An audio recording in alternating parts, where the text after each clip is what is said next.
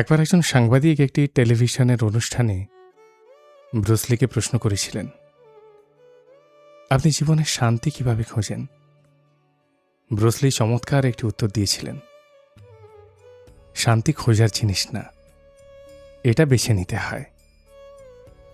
তুমি কোন বিষয়গুলোকে পাত্তা দিচ্ছ না, কোনগুলোকে মন থেকে ছেড়ে দিচ্ছ, আর কোথায় নিজের শক্তি নষ্ট করা বন্ধ করছো, তার উপর এটা নির্ভর করে। আসল পরিবর্তনটা এখানেই। সত্যিই তো, শান্তি খুঁজতে খুঁজতে আমরাই তো সব এনার্জিগুলো খরচ করে ফেলি।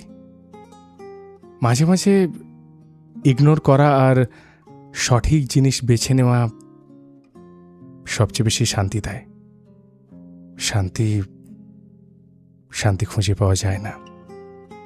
আপনার কি মনে হয়?